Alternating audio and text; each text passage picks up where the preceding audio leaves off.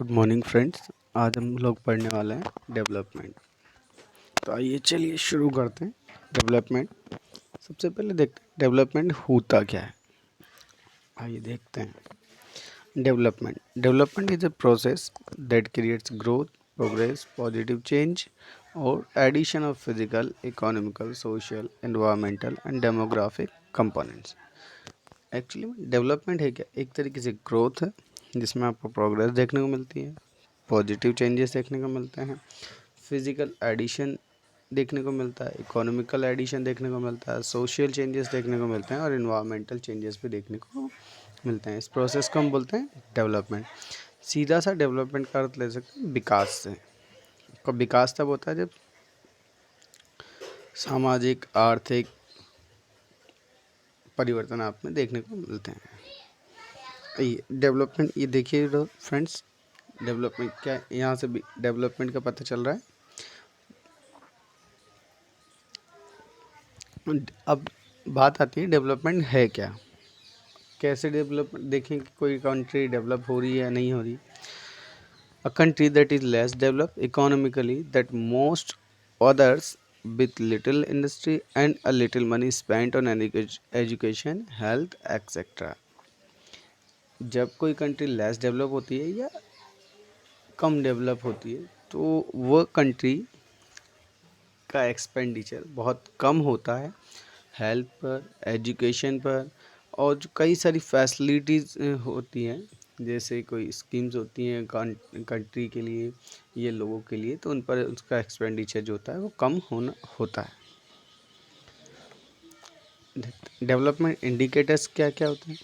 तो development indicator, सबसे पहला तो इंडिकेटर्स ऑफ इकोनॉमिक डेवलपमेंट क्या क्या है?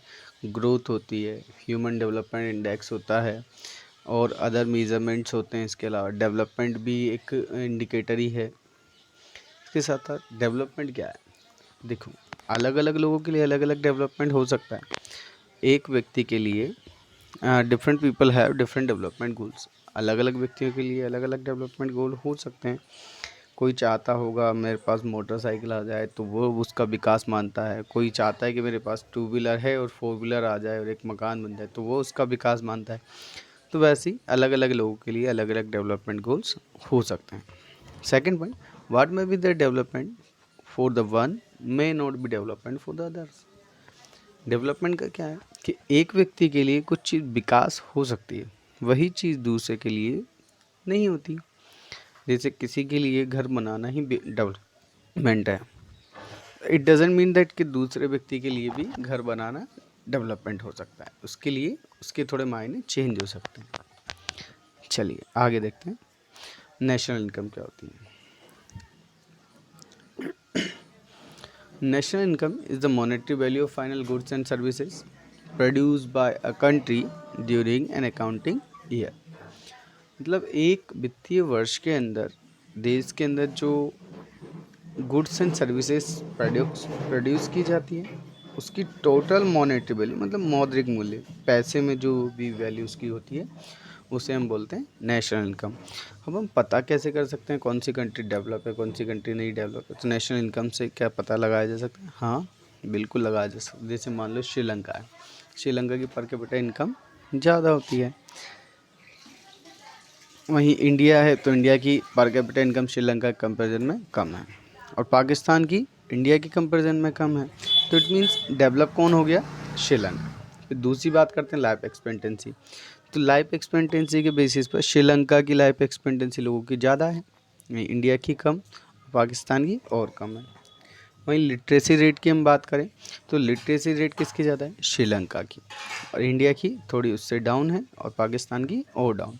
तो इससे पता चल रहा है दोस्तों कि श्रीलंका थोड़ा डेवलप है एशियन कंट्रीज़ में और इंडिया थोड़ा उससे लेस डेवलप है और पाकिस्तान और कम डेवलप है। देखते हैं हम लोग per capita income. Per capita income होती क्या है? पर कैपिटा इनकम बोलते हैं प्रति व्यक्ति आय को।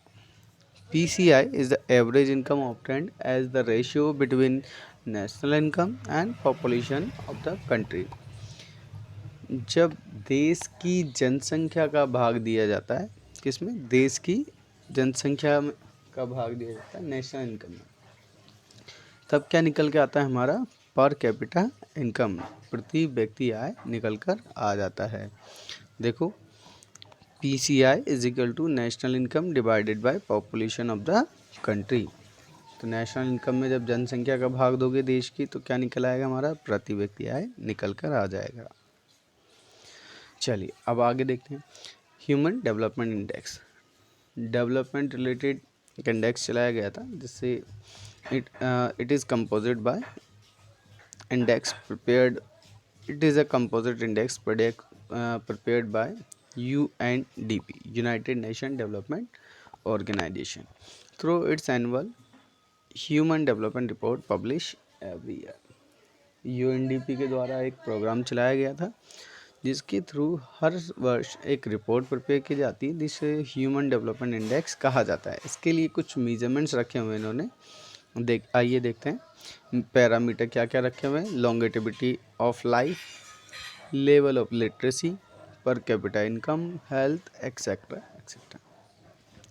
मतलब कि व्यक्ति की जीवन प्रत्याशा कितनी है, मतलब वो कितना जी सकता है, उसकी लिटरेसी या साक्षरता दर कितनी है उस कंट्री के अंदर, है ना, उस पर कैपिटा इनकम कितनी है, उसकी हेल्थ कितनी इम्प्रूव्ड है और वहाँ पे फैसिलिटीज़ कैसी हैं। इन सब चीज़ों को ह्यूमन डेवलपमेंट इंडेक्स के अंदर रखा गया है। ये भी एक मेजरमेंट इंडेक्स है। वर्ल्ड बैंक ने सिर्फ पर कैपिटा इनकम को ही डेवलपमेंट इंडेक्स के तौर पर रखा हुआ है। आइए चलिए आगे देखते हैं। वर्ल्ड बैंक, वर्ल्ड बैंक क्या है, वर्ल्ड बैंक कब स्थापना हुई इसकी। वर्ल्ड बैंक जो है इसमें टोटल 189 मेंबर्स हैं एट प्रेजेंट टाइम। जुलाई 1944 में इसकी स्थापना हुई थी। इसका हेड क्वार्टर वाशिंगटन DC में है, US। वर्ल्ड बैंक जो है सिर्फ पर कैपिटा इनकम को ही एज ए डेवलपमेंट इंडिकेटर के तौर पर कंसिडर करता है। और वर्ल्ड बैंक के अकॉर्डिंग क्या है, 2004 की रिपोर्ट के अकॉर्डिंग क्या है, जिन कंट्रीज़ की पर कैपिटा इनकम 4,53,000 से ऊपर है उन कंट्रीज़ को डेवलप कंट्रीज़ या रिच कंट्रीज़ के तौर पर रखा गया है, और जिन कंट्रीज़ में 37,000 से नीचे है उन्हें लो इनकम कंट्री या लेस डेवलप कंट्रीज़ में रखा गया है। और इंडिया की 2004 के अकॉर्डिंग पर कैपिटा इनकम 28,000 थी। तो समझ में आया दोस्तों यहाँ से पर के वर्ल्ड बैंक का क्राइटेरिया और ह्यूमन डेवलपमेंट इंडेक्स का क्राइटेरिया। ह्यूमन डेवलपमेंट इंडेक्स क्या करता है, longevity of life, education, health, literacy, कई सारी चीज़ों को रखता है। लेकिन वर्ल्ड बैंक क्या करता है, सिर्फ एक PCI को रखता है एज अ इंडिकेटर। तो क्या PCI से पता लगाया जा सकता है कोई कंट्री डेवलप है या नहीं है, नहीं ना, इसीलिए हम लोग ह्यूमन डेवलपमेंट इंडेक्स को ज़्यादा बेटर मानते हैं। देखते हैं इन्फेंट मोर्टेलिटी रेट, शिशु मृत्यु दर। इन्फेंट कौन होता है, जो बच्चा जन्म से लेकर 1 वर्ष तक का होता है, उसके बीच के जो एज होती है ना, 1 ईयर, बिफोर 1 ईयर, उसे हम लोग बोलते हैं infant. The number of children that die before the age of 1 year as a proportion of 1000 live birth in that particular year. 1000 जन्मे बच्चों में जिन बच्चों की मृत्यु हो जाती है विद इन 1 ईयर, उन्हें हम क्या बोलते हैं, इन्फेंट मोर्टेलिटी रेट हम बोलते हैं। मोर्टेलिटी रेट के अकॉर्डिंग भी हम लोग चेक कर सकते हैं कि कोई स्टेट डेवलप है या अनडेवलप। देखते हैं इन्फेंट मोर्टेलिटी रेट। देखो महाराष्ट्र में इन्फेंट मोर्टेलिटी रेट कितनी है, 25 पर 1000। वहीं आप केरला में देखोगे तो इन्फेंट मोर्टेलिटी रेट कितनी है, 12 पर 1000। वहीं बिहार में आप देखोगे तो 43 है। तो आप यहाँ से देखने को आपको पता चल रहा है कि कौन सी जगह पर लिटरेसी पर इन्फेंट मोर्टेलिटी रेट ज़्यादा है, बिहार में ज़्यादा है। लेकिन क्या इससे पता चल रहा है कि बिहार डेवलप है या अनडेवलप, इससे पता चलता है कि बिहार लेस डेवलप है। क्यों, क्योंकि जहाँ पे इन्फेंट मोर्टेलिटी रेट ज़्यादा है वहाँ पे इट मीन्स फैसिलिटीज़ कम होंगी, इसीलिए उसे लेस डेवलप का। वहीं आप देखो लिटरेसी रेट देखिए, महाराष्ट्र में 82, वहीं केरला में 94, बिहार में 62। तो लिटरेसी रेट सबसे डाउन कहाँ की है, बिहार की। तो इट मीन्स यहाँ पर क्या है, बिहार लेस डेवलप है, इसीलिए बिहार की लिटरेसी रेट कैसी है, लो है। वहीं नेट अटेंडेंस रेशियो देखते हैं। नेट अटेंडेंस रेशियो क्या होता है, मतलब जो 14 से 15 साल तक के जो ईयर्स जो बच्चे होते हैं वो स्कूल अटेंड करने की जो एक एवरेज एज होती है तो उसे हम लोग बोलते हैं नेट अटेंडेंस रेशियो। देखो नीचे लिखा हुआ है, आप अगर net attendance ratio is the total number of children age group 14 to 15 years attending the school as per the percentage of the total number of children in the same age group। मतलब उसी age group के number of percentage जो students हैं वो कितने percent student age school attend करते हैं उसे हम बोलते हैं नेट अटेंडेंस रेशियो। तो दोस्तों समझ में आ रहा है इन्फेंट मोर्टेलिटी रेट। अब आप बात करते हैं literacy rate, the proportion of the literate population in the 7 and above age group. Literacy rate क्या होती है, मतलब भारत में क्या है, 7 साल का व्यक्ति या बच्चा जो कि किसी एक भाषा में पढ़ना लिखना और बोलना जानता हो उसे हम बोलते हैं लिटरेट पीपल, या उसे हम बोलते हैं लिटरेसी। नेट अटेंडेंस रेशियो क्या होता है, the total number of children age 6 to 10 years attending school as a percentage of total number of children in the same age group. उसी एज ग्रुप के अंदर कितने परसेंट बच्चे 6 से 14 साल की जो एज है कितने परसेंट चिल्ड्रंस जो है स्कूल अटेंड करते हैं उसे हम बोलते हैं net attendance ratio. Body mass index, body mass index क्या होता है, if adult are unnourished is to calculate body mass index, divide the weight of a person by the square of height। मतलब जब कोई बच्चा पूरी तरीके से जवान नहीं होता है तो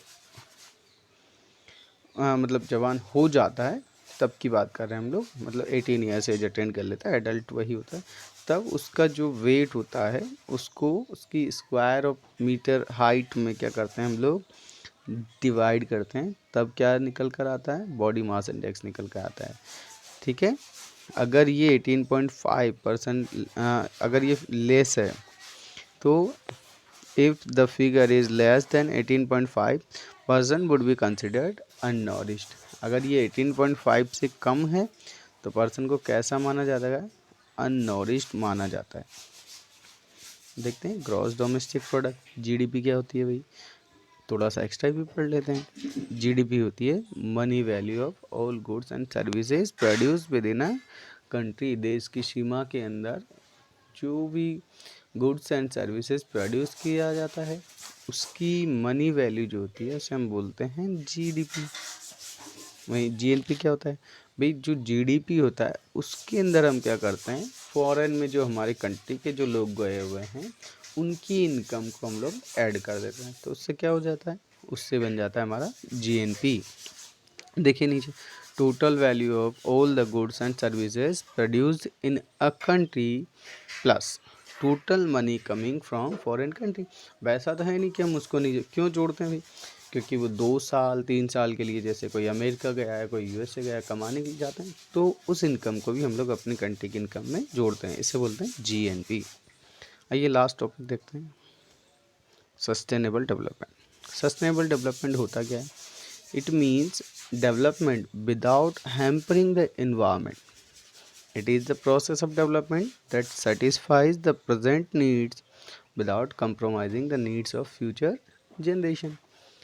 मतलब आज भविष्य की जो फ्यूचर जनरेशन जो है भविष्य में की जनरेशन को ध्यान में रखते हुए हम लोग आज नेचुरल रिसोर्सेज या इन्वायरमेंट का यूज़ करते हैं और यूज़ इस तरीके से करते हैं कि उन्हें कोई नुकसान ना हो, वो भविष्य के लिए बचे रहें, तो इस तरह के डेवलपमेंट को हम बोलते हैं सस्टेनेबल डेवलपमेंट, सतत विकास।